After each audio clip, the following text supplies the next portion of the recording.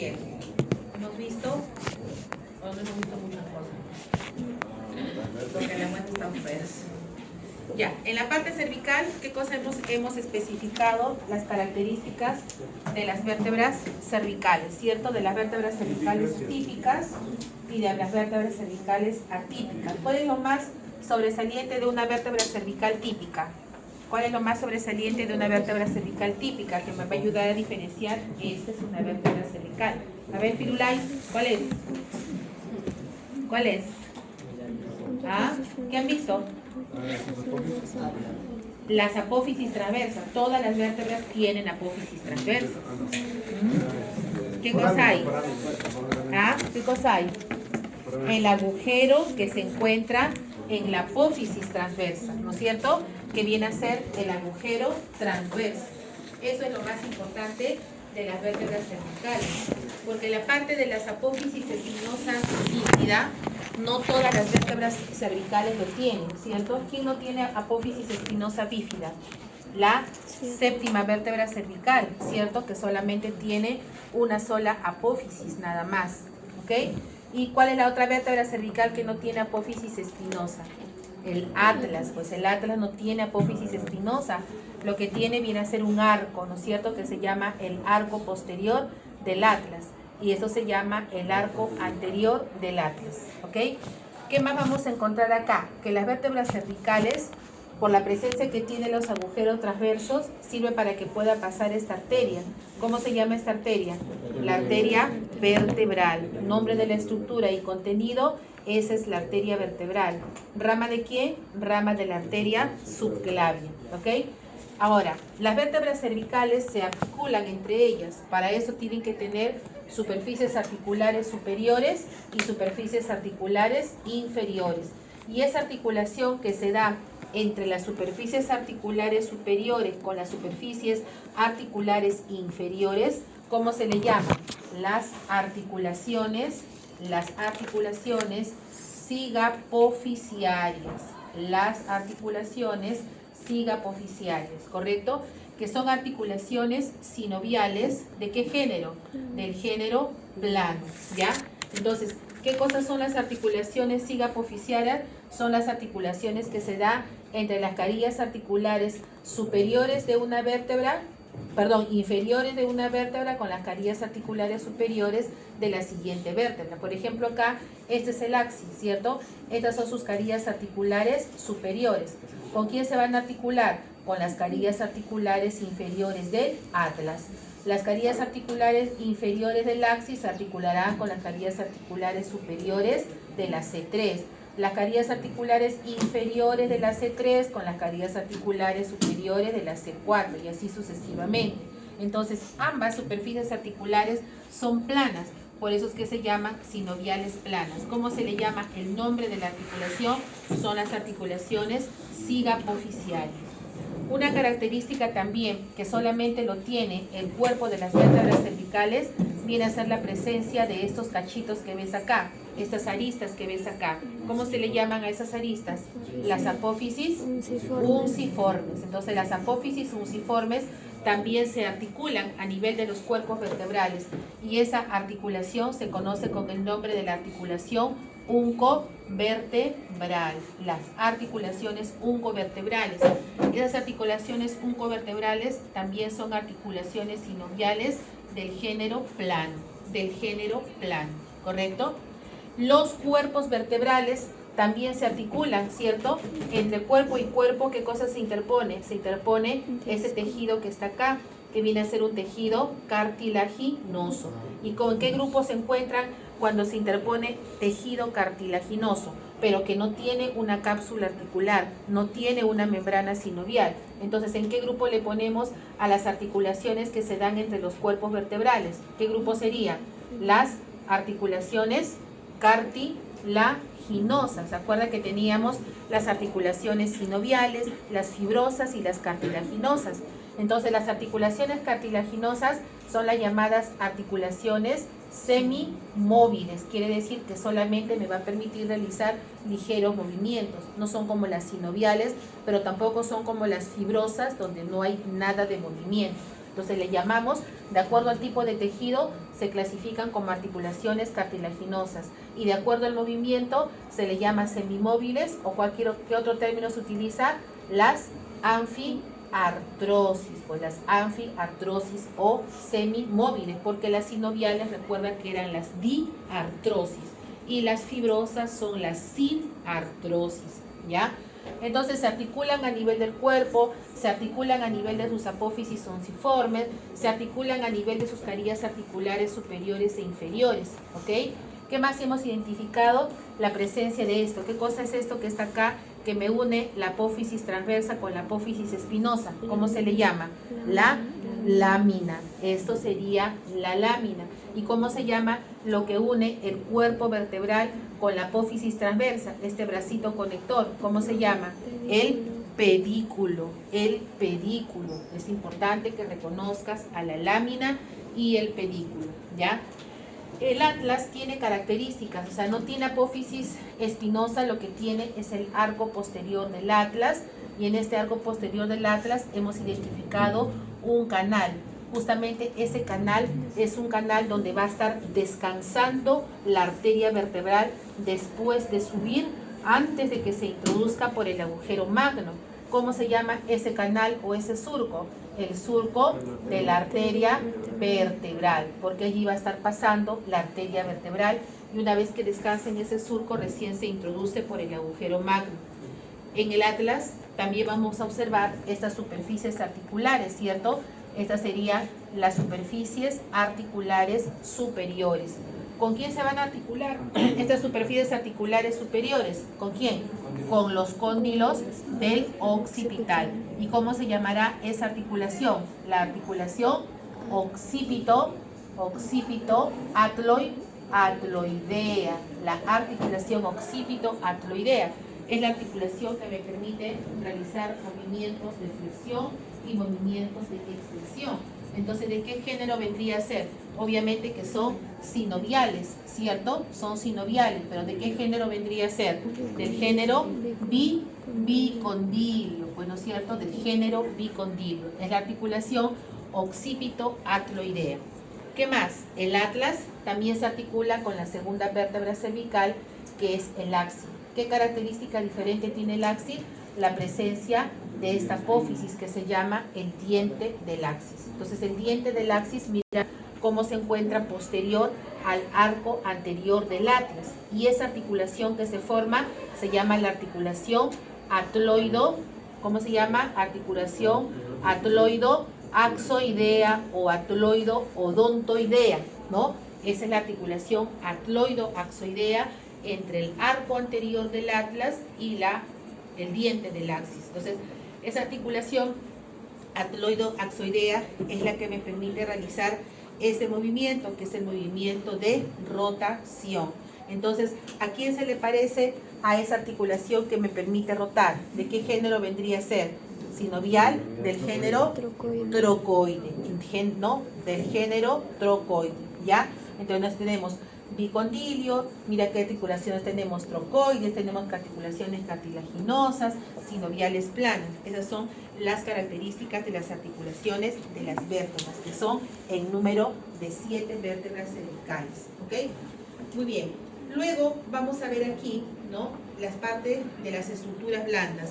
En el cuello vamos a encontrar estructuras parietales, que son aquellas que estarían representados por los músculos, ¿cierto? Y también las estructuras viscerales en el cuello. ¿Qué vísceras en el cuello vamos a conocer después? ¿Ah? ¿Qué vísceras en el cuello habrá importantes? ¿Qué vísceras? Por ejemplo, la tráquea, el esófago, la faringe, ¿no es cierto? Están los cartílagos de la laringe, ¿no? Ese vendría a ser la parte visceral. Entonces, en el cuello yo voy a tener un cuello anterior, un cuello lateral y un cuello posterior. ¿Estamos? En el cuello anterior, ¿qué músculos hemos reconocido en el cuello anterior? A los músculos que están relacionados ¿con quién? Con el hueso yoides. Entonces hemos visto a los músculos suprayoideos y a los músculos infrayoideos. ¿Cuáles serían los músculos suprayoideos? Ahí está el digástrico, el estiloyoideo, ¿qué más? El miloyoideo, el genioideo y ¿qué más? 4 nada más. Entonces, en la parte ósea han reconocido a la apófisis mastoides, ¿sí o no? ¿Sí? ¿Han visto en la parte ósea la apófisis mastoides en la práctica ayer? ¿Han visto o no han visto? Sí, pues la apófisis mastoides está por detrás del pabellón auricular, ¿cierto? Esa es la apófisis mastoides, que pertenece a este hueso. ¿Qué hueso tenemos acá? Donde está nuestro conducto auditivo externo, donde está nuestra apófisis mastoides, donde está la apófisis estiloides. Ese es el hueso temporal, ¿cierto? Entonces, hablar de la apófisis mastoides es encontrar a la escotadura mastoidea. Eso han tenido que reconocer el día de ayer, porque en esa escotadura mastoidea, allí se está originando el vientre posterior del digástrico. Han reconocido la fosita digástrica. ¿Dónde estaba la fosita digástrica? ¿Dónde hemos visto la fosita digástrica? ¿En qué hueso hemos visto la fosita digástrica? En la mandíbula, ¿cierto? Por detrás hay una depresión que se llama la fosita digástrica, que es donde se está originando el vientre anterior del digástrico. Por eso es que ustedes en la práctica el músculo digástrico lo han visto así, como una cuerda, con el vientre anterior y el vientre posterior. El vientre posterior viene de la escotadura mastoidea y el vientre anterior viene de la fosita digástrica. Ver al vientre posterior del digástrico es identificar también a quién, al músculo estiloideo. ¿Han visto la apófisis estiloides? Nada. ¿Han venido ayer a la práctica? ¿No han venido? ¿No han tenido práctica con nosotros? Sí, pues. ¿No hemos visto eso en la parte ósea? ¿Y no se acuerdan? La apófisis estiloide, pues, que es bien puntiagudo, está por delante nomás de la apófisis mastoides. Entonces, la apófisis estiloides también viene del hueso temporal. Por eso, cuando tú ubiques en el cadáver al vientre posterior del digástrico, ahí paralelo nada más vas a encontrarte con el estiloideo. Son dos músculos que vienen en este sentido. En cambio, el vientre anterior del digástrico viene de la fosita digástrica. El miloioideo viene de la línea miloioidea que está por dentro de la mandíbula. Y el genioideo han tenido que identificar a las espinas mentonianas o apófisis genis, como se le llamaba antes, y el nombre del músculo quedó como genioideo. Entonces, en esta región que está acá es la región submentoniana. ¿Cuáles son los músculos suprayoideos de superficial a profundo que vas a reconocer en la región submentoniana? ¿Quién va a estar primerito? El vientre anterior del digástrico. Después, el miloioideo. Después, al genioideo. Entonces, ahí viene una pregunta en el examen del ciclo pasado, ¿no? Decía de una lesión punzocortante que atraviesa la región submentoniana. ¿Cuál es el primer músculo infrayoideo que estaría atravesado? El vientre anterior del digástrico. ¿Y cuál sería el último músculo suprayoideo que estaría atravesado? El genioideo. El genioideo. Entre los dos se encuentra el miloioideo, que se caracteriza porque tiene, miren, ve, estas fibras que están acá, que son las fibras transversales. Entonces, esto que está acá es la que forma el piso de la boca. Si no existen esos músculos, se cae toda la lengua, se caen las glándulas, ese forma el diafragma, es como un piso de boca, como se llama para las estructuras internas de la cavidad oral, que es el músculo miloioideo, ¿ok?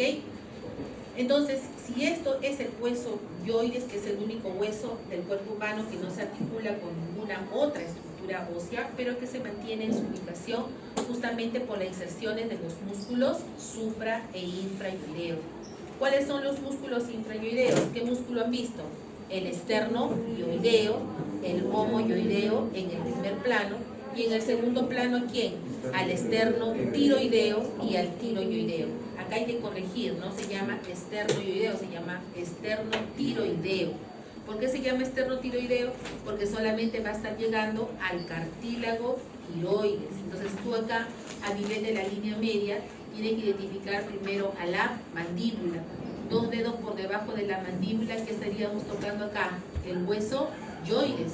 Luego del hueso yoides, ¿qué tendríamos? Eso que se nota abundante en el varón, el cartílago tiroides. Por debajo del cartílago tiroides, el cricoides. Y por debajo del cartílago cricoides, la tráquea. Y por delante de la tráquea, ¿qué cosa han visto? A la glándula tiroides, ¿cierto? Entonces, reconocer al esternoioideo, esternón, acá es un hueso del tórax. Algioides es un músculo incompletamente acintado y recto que vas a encontrar.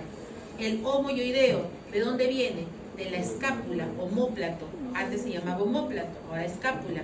Entonces, el homoyoideo viene pues en este sentido. Entonces, como es largo, tiene dos vientres, así como el digástrico tiene un vientre superior y tiene un vientre inferior, ¿correcto? Y luego tendríamos en el segundo plano al esternotiroideo, o sea, viene también del esternón, pero no le alcanza para llegar al yoides, sino que se queda en el cartílago tiroides.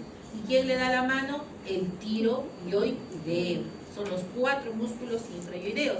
Entonces, acá en esta imagen, por ejemplo, veo este músculo que está acá. ¿Qué músculo vendría a ser este que está acá? Rectito hasta arriba. El esternoyoideo. Este que está acá, ¿quién vendría a ser? El homoyoideo. Y este que está acá, que solamente llega al cartílago tiroides, esternotiroideo. ¿Y quién le da la posta? El tiroyoideo, ¿ya? Esos son músculos que cuando se contraen, lo que hacen es descender el hueso yoides. ¿Y qué cosa hacen los suprayoideos?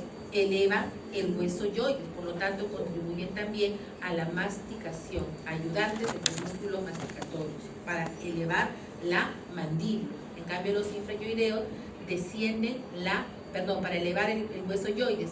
En cambio, los infrayoideos lo que hacen es descender el hueso yoides. ¿Estamos? Muy bien.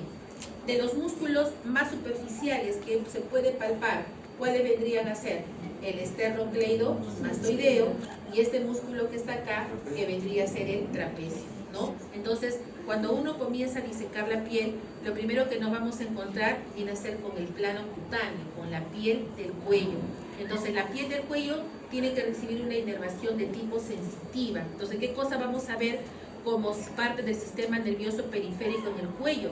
Vamos a ver 2 grupos de nervios. Un grupo que corresponde a los nervios raquídeos, C1, C2, C3, C4, que van a ayudar a formar ¿qué cosa? El plexo cervical. Si el plexo braquial era C5, C6, C7, C8, T1, pues el plexo cervical será C1, C2, C3, C4. Las ramas anteriores de esos nervios raquídeos son las que van a formar el plexo cervical. ¿Y qué sucede con las ramas posteriores? Lo vamos a ver en la parte posterior del cuello, que es lo que comúnmente conocemos como la nuca. Entonces, hacia la parte posterior se irá la rama posterior de C1, la rama posterior de C2, de C3, de C4. Claro, ahorita vamos a ver cuando hablemos del nervio occipital a cuál nos referimos. Sí, es uno de ellos, es el nervio occipital de Arnold, ¿ya?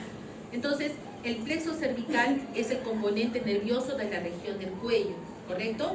Pero no es el único. ¿Qué cosa más vamos a ver en el cuello? ¿Qué cosa hemos visto en el cuello como componente nervioso ayer? ¿Qué hemos visto? ¿Ah? El nervio vago. ¿Qué otro nervio más hemos visto? El nervio accesorio. ¿Qué otro nervio más hemos visto? El hipogloso. Eso no son nervios raquídeos. ¿Eso qué cosas son? Pares craneales. Entonces, en el sistema nervioso periférico hay nervios raquídeos y hay nervios que son los pares craneales. El origen es diferente. ¿De dónde se originan los nervios raquídeos? ¿De dónde se originan los nervios raquídeos? ¿Ah? De la médula espinal. ¿Y dónde está alojada la médula espinal? ¿Dónde se encuentra alojada la médula espinal? Miren, en este corte transversal, en este corte sagital de una resonancia, podemos ver acá los cuerpos vertebrales y atrás de los cuerpos vertebrales este espacio. Mira, ¿qué tengo detrás del cuerpo vertebral? El agujero vertebral. Y cuando se superponen todos los agujeros vertebrales, ¿qué cosa me forman? Un conducto. Y ese conducto se llama el conducto vertebral o canal medular. ¿Qué cosa aloja el conducto vertebral o canal medular? Pues la médula espinal. La médula espinal es parte de nuestro sistema nervioso, pero de nuestro sistema nervioso central. Entonces, las estructuras que están protegidas por la parte ósea son del sistema nervioso central y las que salen es del sistema nervioso periférico. La médula espinal es parte de nuestro sistema nervioso central. ¿Qué otra cosa más será que está protegida por los huesos del cráneo? El cerebro, tu cerebelo, tu tronco encefálico, todo lo que vas a aprender en morfo nervioso, eso está dentro del cráneo, forma parte de nuestro sistema nervioso central. En este ciclo en anatomía, ¿qué cosa estamos viendo? El sistema nervioso periférico. Por eso hemos visto a los nervios raquídeos que forman los plexos, ¿correcto? Entonces, igual acá en el cuello también. Pero también vamos a ver a los pares craneales. Entonces, esos pares craneales, ¿de dónde van a venir? Vienen del encéfalo, vienen de estructuras que están dentro del cráneo, de una estructura principal que se conoce con el nombre del tronco encefálico. El tronco encefálico es un tronquito que tiene más o menos la longitud de mi dedo pulgar, y en ese tronquito nervioso vamos a encontrar los orígenes reales y aparentes de todos los pares craneales. ¿Cuántos son los pares craneales? 12. Desde el tercer par craneal hasta el 12º par craneal, su origen está en el tronco encefálico, es decir, dentro del cráneo, ¿ok?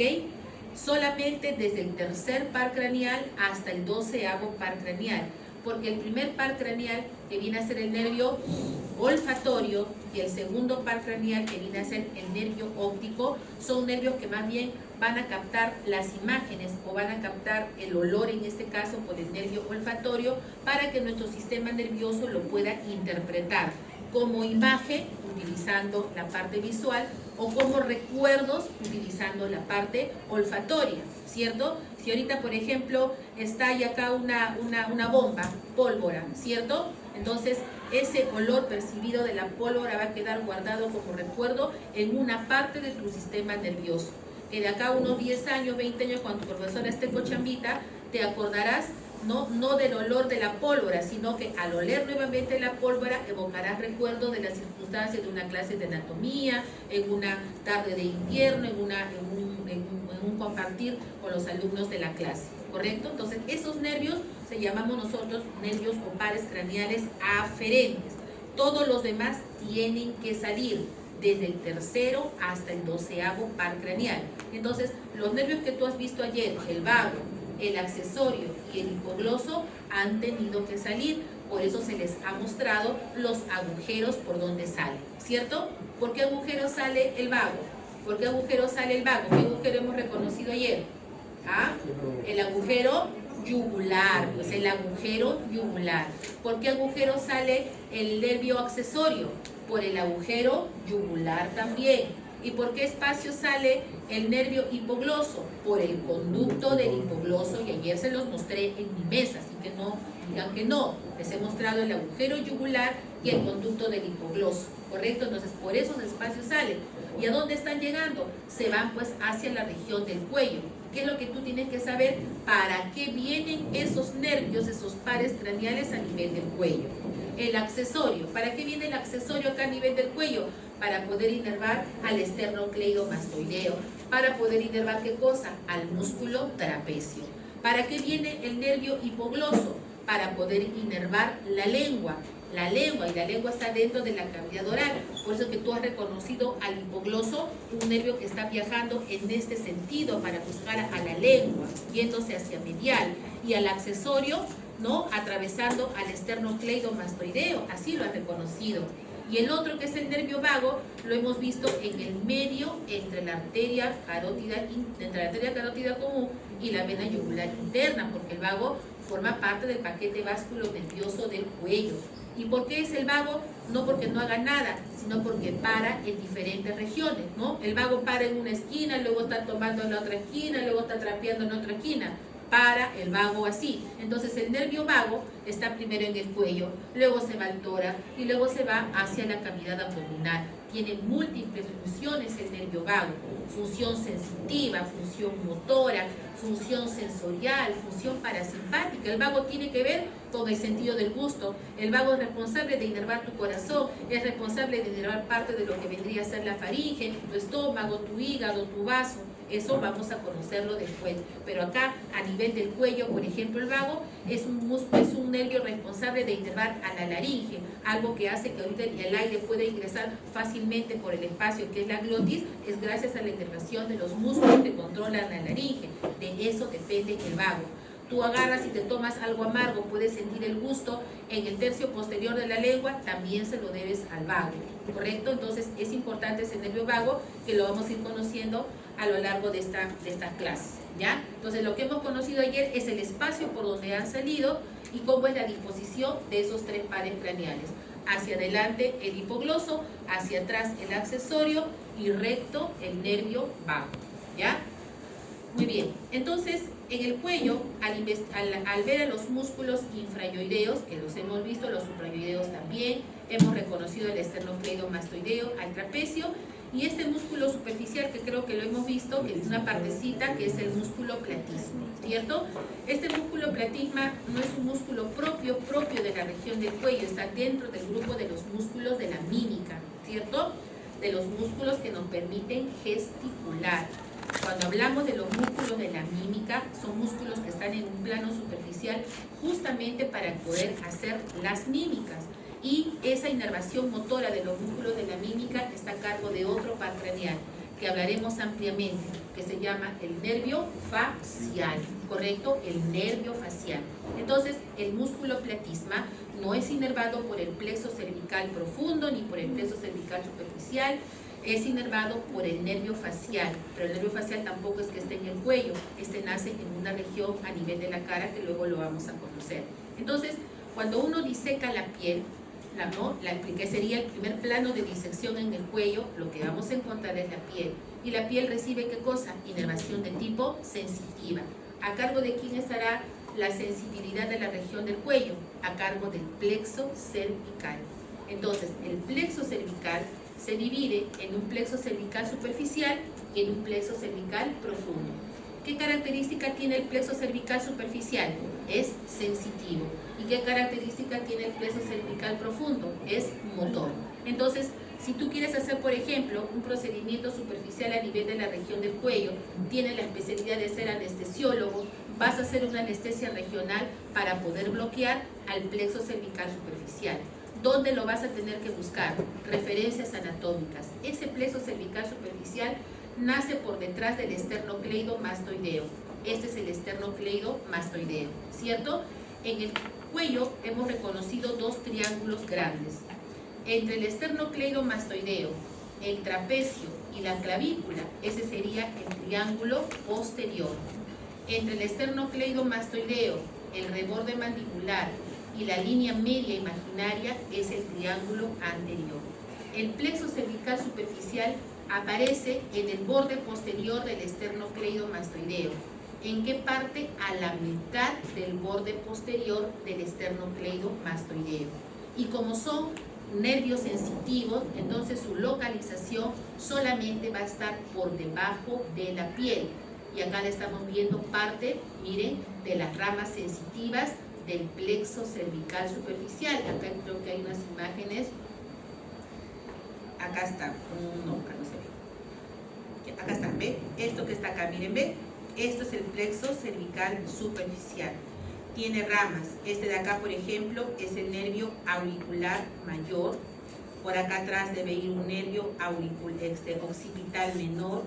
Estas serían las ramas cervicales transversas y estas serían las ramas supraclaviculares. Entonces mira dónde nace ¿cómo se llama? El plexo cervical superficial.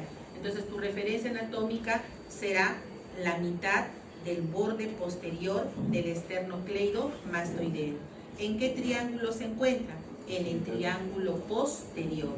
Allí mismo, mira, en el triángulo posterior vemos este nervio cómo está cruzando el triángulo posterior, porque este nervio inervó primero al esternocleidomastoideo y luego también tiene que inervar a este músculo que está acá, que es el músculo trapecio. ¿De qué nervio estamos hablando? Del nervio accesorio.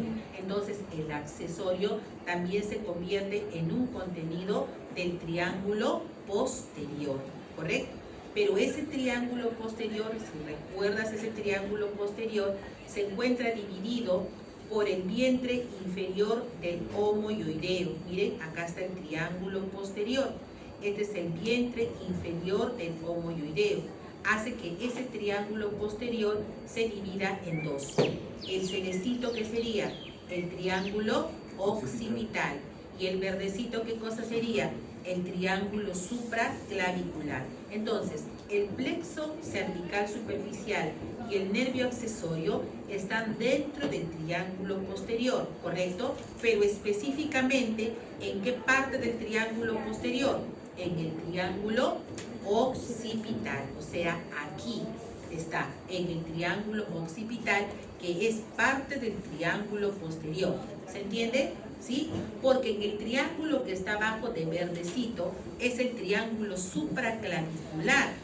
Límites del triángulo supraclavicular. ¿Quién sería este? El esternocleidomastoideo. Este que está acá, vientre inferior del homoioideo. ¿Y acá qué cosa vendría a ser? La clavícula. Entonces, este triángulo supraclavicular será el triángulo que tú escojas cuando te digan, a ver, haga usted un bloqueo del plexo braquial.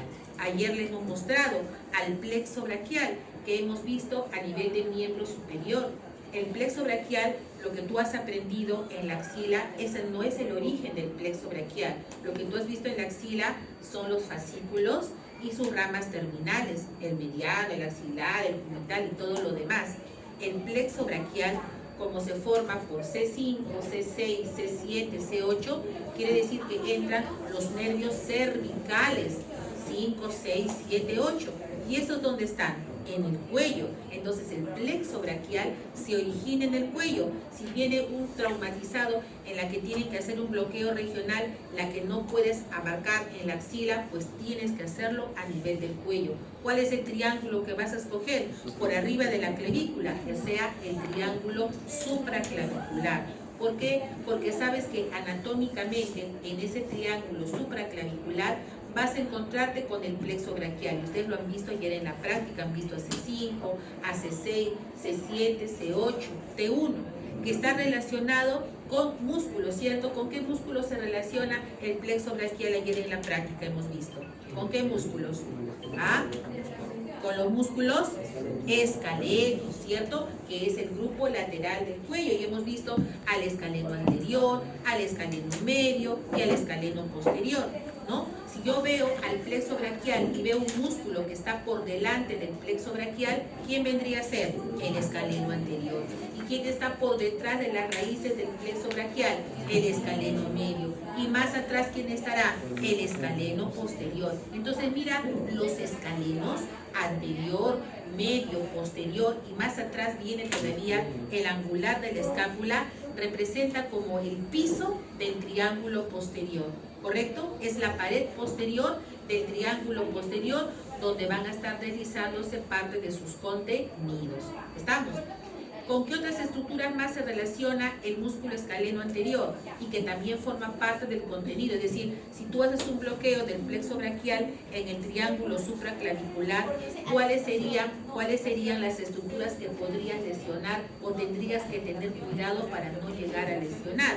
¿Qué vamos a encontrar allí? Ahí lo están viendo. ¿Qué estamos viendo allí? ¿Ah? ¿Qué es esto que está de rojo? ¿Qué es eso que está de rojo? La arteria subclavia. ¿Y qué es lo que está de azul? La vena subclavia. Entonces, otro contenido del triángulo supraclavicular es la arteria subclavia y la vena subclavia. Tienes que cuidarte si tú quieres bloquear al plexo braquial.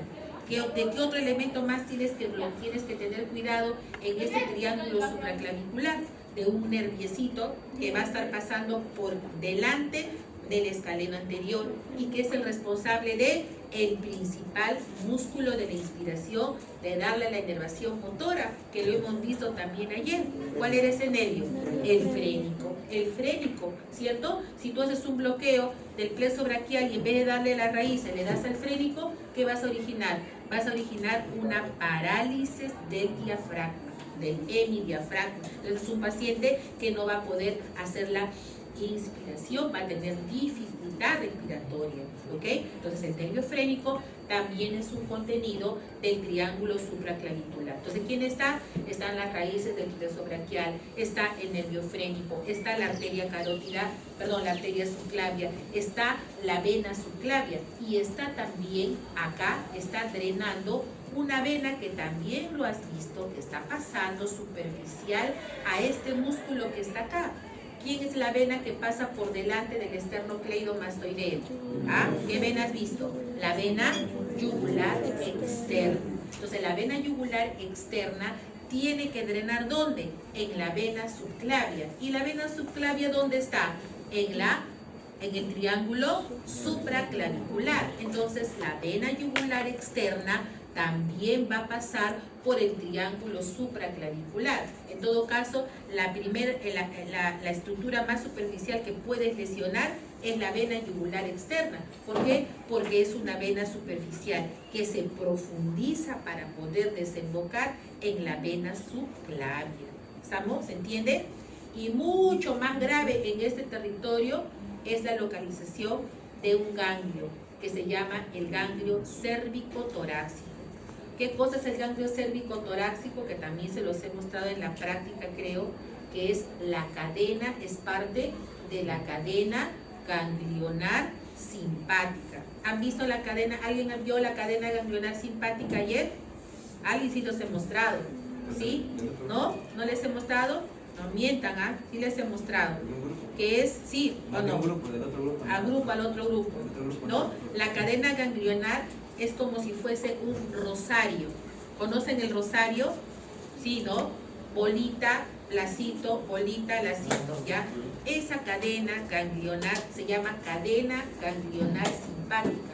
Es la representación anatómica del sistema nervioso simpático. Nosotros no solamente estamos comandados por un sistema nervioso voluntario. El sistema nervioso voluntario, ¿no? O de la vida de relación, o llamado el sistema nervioso somático, es el que controla la musculatura voluntaria, esquelética. Tu bíceps, tu tríceps, tu músculo de la mímica, ¿cómo se llama? Los músculos de la masticación. Eso es de tipo voluntario. Pero nuestras vísceras tienen otro tipo de estructura muscular, que es músculo liso.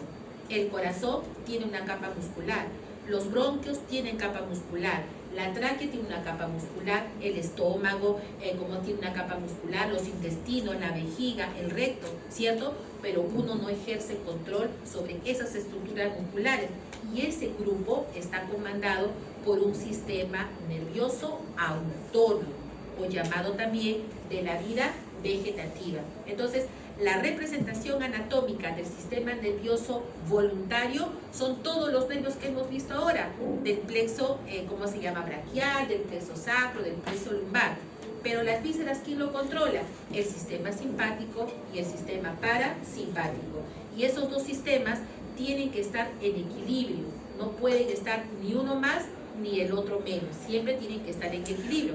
¿Qué pasa si el simpático funciona más que el parasimpático? Estaríamos con el aumento de la frecuencia cardíaca, estaríamos yendo al baño, estaríamos babeando, nos caen nuestras lágrimas. Eso controla el parasimpático, ¿no? El simpático. Y si fuese el parasimpático, hace todo lo contrario en relación al simpático. El parasimpático es el que nos permite estar en un estado de calma ahorita, ¿cierto? Si viene alguien y nos ponen una arma y nos asalta, ¿no? Tenemos que prepararnos para la lucha o para escaparnos y huir, ¿cierto? En ese momento se activa nuestro sistema simpático, ¿ok? Entonces, ¿qué debo conocer? ¿Cuál es el representante anatómico del simpático? ¿Y cuál es el representante anatómico del sistema nervioso simpático? La cadena ganglionar simpática, que se encuentra a lo largo de toda la columna vertebral. Entonces, en el cuello está la cadena ganglionar simpática cervical. En el tórax, la cadena ganglionar simpática torácica. En el abdomen, la cadena ganglionar simpática abdominal. ¿Correcto? Lumbar, perdón. ¿Estamos? Y así hasta el sacro. A la parte sacra, no. En la parte sacra sí funciona el parasimpático. ¿Y cuál es el componente parasimpático importante del cuerpo? El vago. El nervio vago es el principal componente parasimpático. Es decir, la parte parasimpática está dada por alguno de los pares craneales. Y uno de esos pares craneales viene a ser el vago. ¿Estamos? Muy bien. Entonces, acá estamos viendo en esta imagen cómo viene esto, que es la vena yugular externa. ¿Por qué están en el mismo plano la vena yugular externa con las ramas del plexo cervical superficial? Porque la vena yugular externa es una vena superficial, ¿cierto? Y las ramas del plexo cervical superficial es de tipo sensitivo. Y siempre hemos dicho que por debajo de la piel siempre vamos a encontrar venas superficiales y nervios sensitivos. Por eso es que el plexo cervical superficial con la vena yugular externa se encuentran en el mismo plano. ¿Ya? Muy bien. ¿Qué otro triángulo más hemos visto? Hemos visto este triángulo. ¿Ya? Con ustedes hablo de frente porque ya esto lo hemos visto ayer. ¿Sí? ¿Qué triángulo es este que está acá? A ver, usted, doctor, va a hacer una operación de esta estructura. ¿A qué región vas a irte a operar eso? ¿Qué cosa es eso? La glándula submandibular. Acá está la glándula submandibular. ¿En qué territorio vas a hacer esa operación de la glándula submandibular? En el triángulo digástrico, ¿correcto? En el triángulo digástrico. Límites del triángulo digástrico: vientre anterior, vientre posterior, por eso se llama triángulo digástrico, y el reborde mandibular. ¿Qué pasa si operas? ¿Qué pasa si operas y comienza pues a sangrar acá profusamente? ¿Qué arteria te has llevado? La arteria facial. La arteria facial. ¿Rama de quién es la arteria facial? ¿Rama de quién es la arteria facial? De la arteria carótida externa. Ayer hemos visto solo 3 ramitas de la carótida externa, y una de ellas es la arteria facial, que se va a la cara, pero nace en el cuello. ¿Estamos? Y esa arteria facial, como tiene que irse hacia la cara, cruza el reborde mandibular. Esto que está acá es el músculo macetero. El borde anterior del músculo macetero no lo puede palpar. Mordiendo fuertemente, palpas el borde anterior del macetero y ahí nada más bajas, vas a sentir la pulsación de la arteria facial. Ahí, oye, te tiren un chavetazo a ese nivel, te cortan la arteria facial. Está pasando, bordeando el reborde mandibular. Entonces, como tiene que llegar a la cara, está cruzando el triángulo digástrico y se convierte en su contenido, ¿cierto? ¿Y quién viene bajando? Viene bajando la vena facial para poder drenar. ¿Por qué baja? ¿Por qué baja la vena facial? Porque tiene que drenar, ¿en dónde? En la vena yugular interna. La vena yugular interna. ¿Cómo diferenciamos a la vena yugular interna de la vena yugular externa, anatómicamente? ¿Cómo lo diferenciamos? ¿Ah? No pasa encima del esternocleido. Muy bien, y la otra pasa profundo al esternocleidomastoideo, ¿cierto?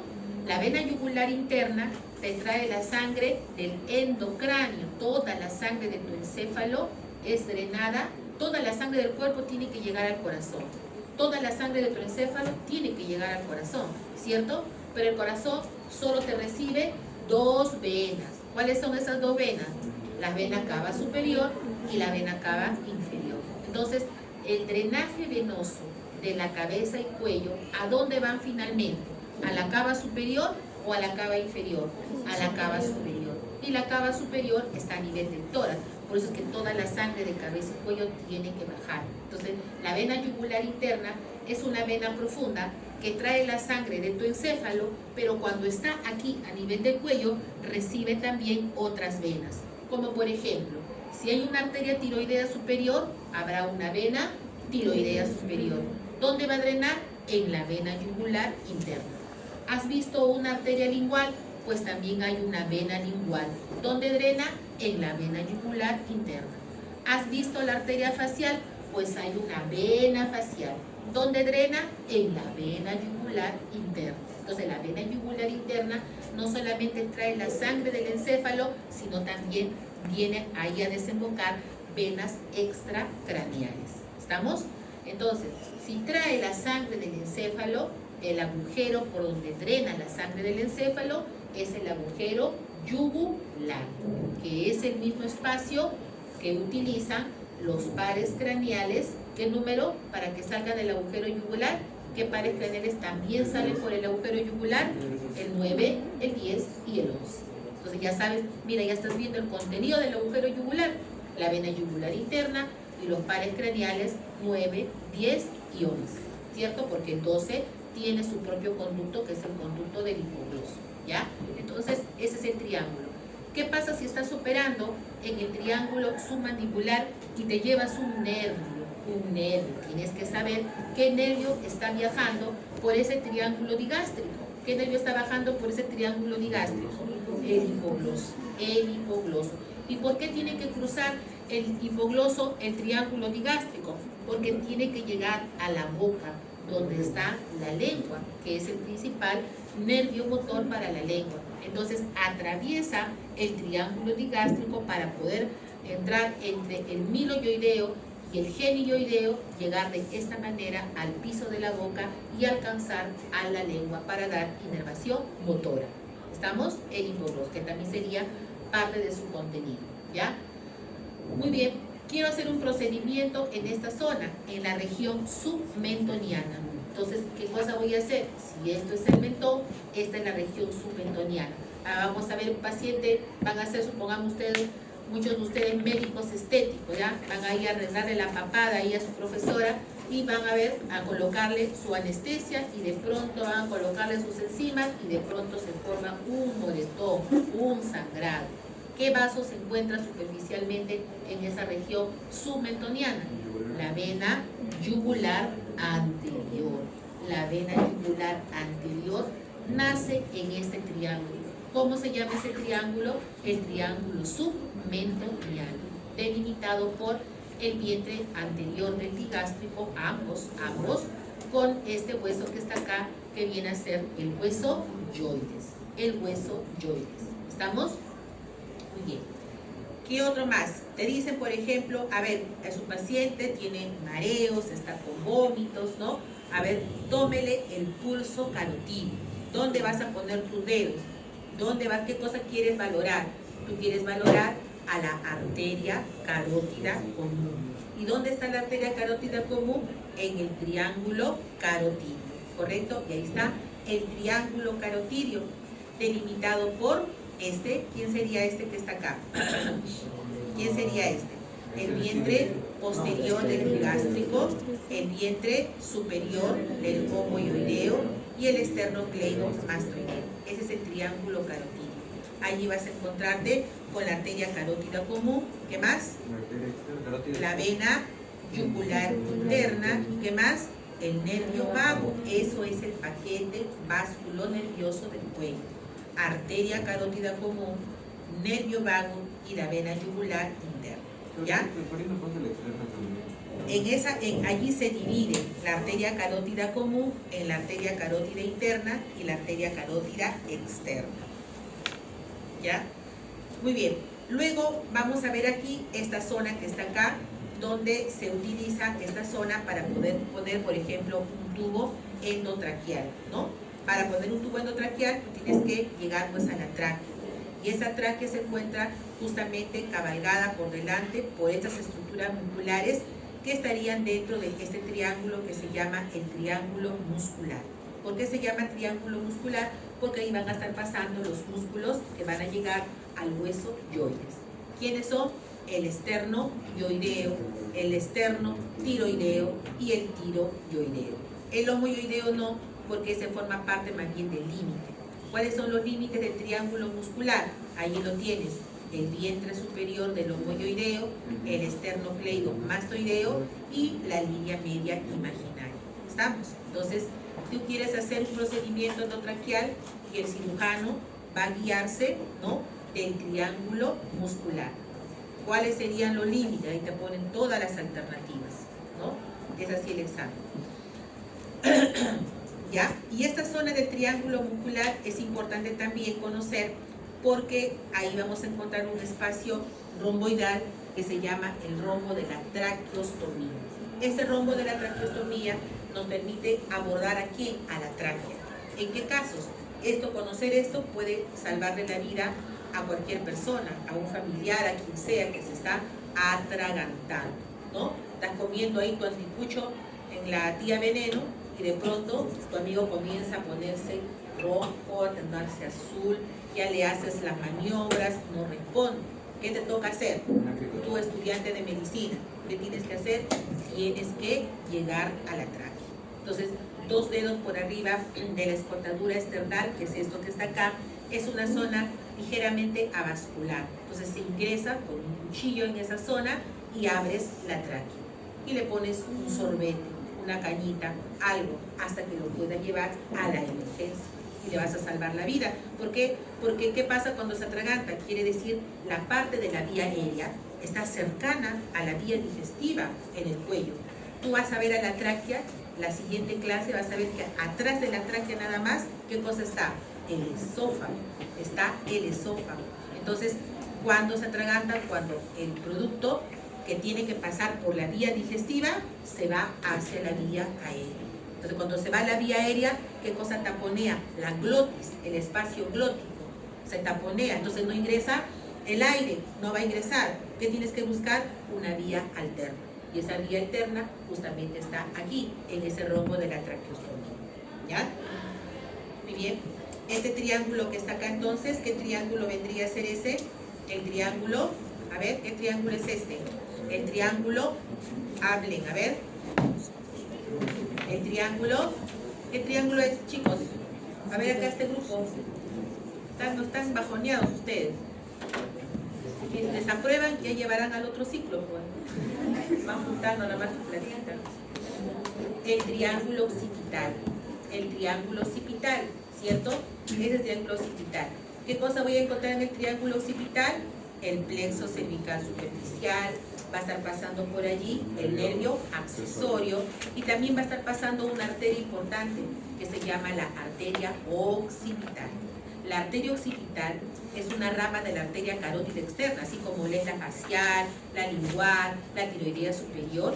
La rama occipital, la arteria occipital es una rama de la arteria carótida externa que va a irrigar, miren, la región de la nuca y la región del cuero cabelludo. Es la arteria principal que me irriga el cuero cabelludo hacia la parte posterior, ¿no? Hoy en día también los médicos estéticos hacen implantes capilares, ¿cierto? Implantes capilares. Entonces, si hay una lesión de la arteria, ¿cómo se llama? Occipital, se ha formado, no sé, pues un trombo o se colocó, ¿cómo se llama? Algún producto que taponea la arteria occipital, ¿qué va a tener ese paciente? Va a tener un cuadro de alopecia. ¿Por qué? Porque no va a haber irrigación del cuero cabelludo, por lo tanto no van a salir pelitos allí. A eso se le llama la alopecia, ¿ya? Esa viene a ser estar dada en parte por la arteria occipital. Y esta es la región de la nuca. La nuca también es una región sumamente importante. ¿Por qué? Porque vamos a encontrarnos, ¿no es cierto?, con la parte posterior de las vértebras cervicales. ¿Cuál de las vértebras cervicales de su lado posterior sería la más relevante, la más importante? ¿Cuál sería? ¿Ah? La C7. ¿Por qué la C7? A ver. La C7 es la vértebra prominente, solo es un punto de referencia, nada más, pero no pasa algo importante por la C7. ¿Sí? ¿Quién está pasando? ¿Ah? De la parte más posterior, no estamos hablando de la parte lateral de la vértebra, la parte más posterior. ¿Quién sería? Sería esto que está acá, miren bien, que sería el arco posterior del atlas. El arco posterior del atlas. ¿Qué cosa hay si es que hay una fractura del arco posterior del atlas? ¿Cuál sería la estructura que estaría comprometida, que pondría en peligro la vida del paciente? La arteria vertebral. La arteria vertebral. Entonces, la arteria vertebral, ¿no?, es una rama de la arteria subclavia que asciende, ¿no es cierto?, por los agujeros transversos. Es decir, aquí a nivel del cuello está bien pegada hacia la parte lateral, ¿cierto? Pero la arteria vertebral, como tiene que ingresar al endocráneo, ¿cuál es el último espacio para que ingrese al endocráneo? ¿Cuál es el último agujero para que ingrese al endocráneo? ¿Ah? El agujero magno. ¿Y el agujero magno dónde se encuentra? ¿En qué hueso? ¿En qué hueso se encuentra? En el hueso occipital. Entonces, esta arteria, que primero está hacia la parte lateral, tiene que curvarse hacia la parte posterior para encontrar el agujero magno, o sea, va a estar a nivel de la nuca. Entonces, es una arteria que tiene que estar bien protegida. Por eso es que en la nuca encontramos planos musculares. ¿Quién estaría en el primer plano? Este que ya conocemos, que es el trapecio. Luego del trapecio encontraremos al esplenio de la cabeza. Luego del esplenio de la cabeza estará el semiespinoso de la cabeza.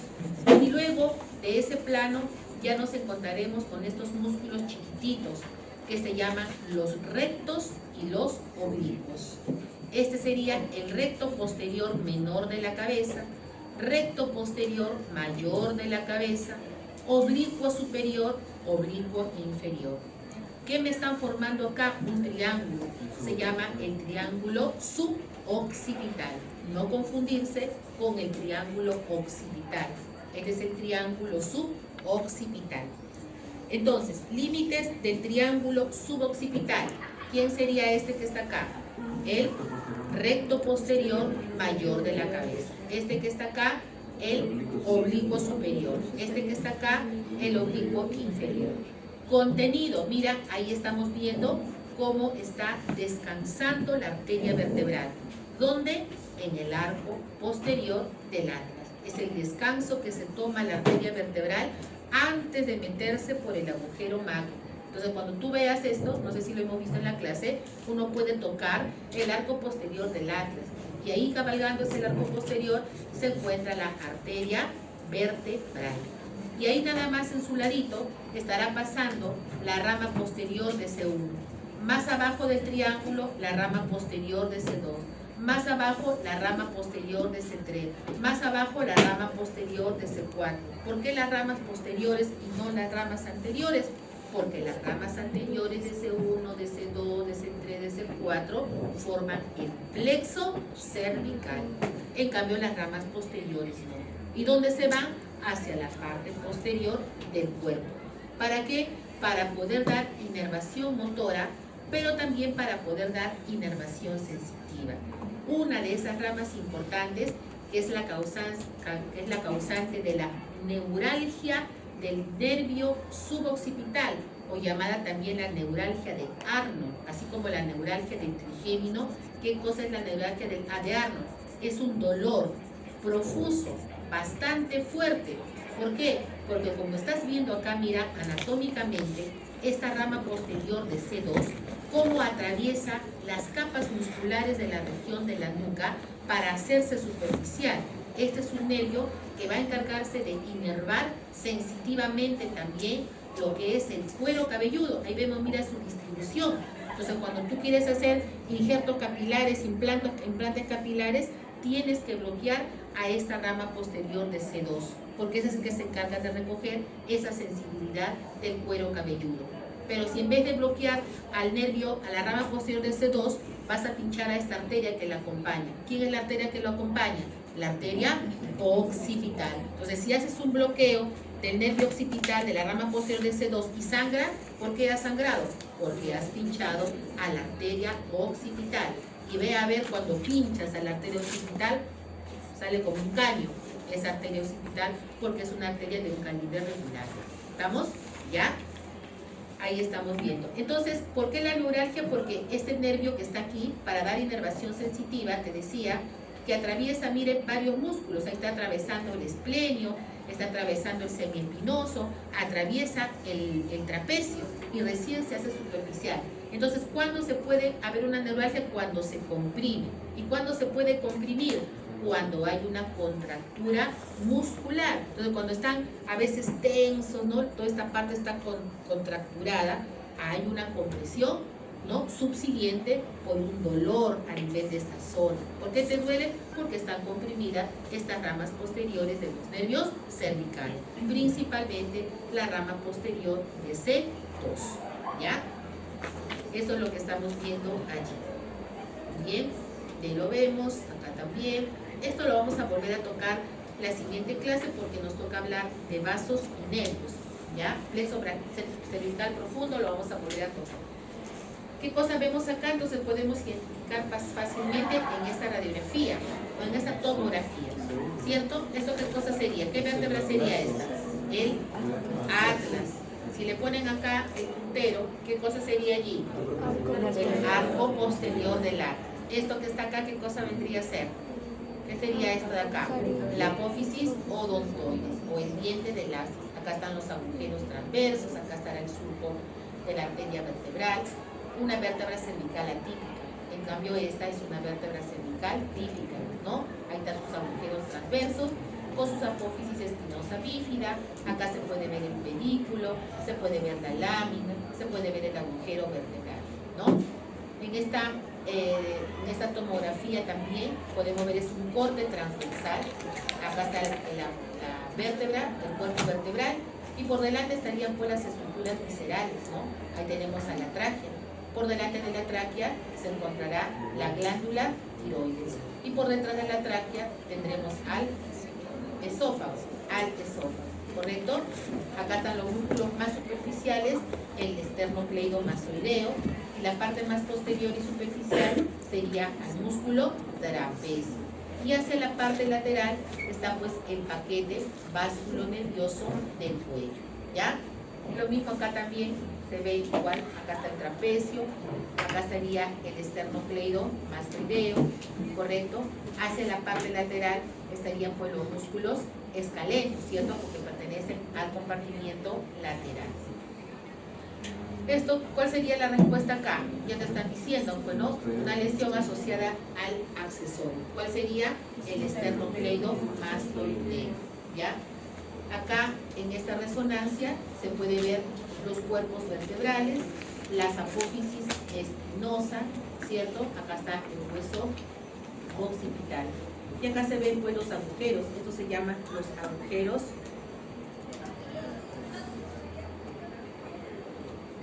Estos serían los agujeros intertransversales, estos que están acá, ¿no? Los agujeros intervertebrales, perdón, que se formará por la superposición de los pedículos, ¿ya? No está difícil. ¿Qué estructuras delimitan el triángulo carotídeo? ¿Cuáles son los límites del triángulo carotídeo? El vientre posterior del gástrico, el esternocleidomastoideo y el vientre superior del lomo iliaco. ¿Cuáles son los músculos infraoideos? Ya, pues es facilito. ¿Cuál es la inervación del músculo esternocleidomastoideo? El accesorio, pero no es el único, también es inervado por el plexo cervical profundo, ¿ya? Lo inerva también el plexo cervical profundo, es decir, si está comprometido el nervio accesorio, no se anula completamente la función del esternocleidomastoideo, porque también recibe inervación del plexo cervical profundo, ¿ya?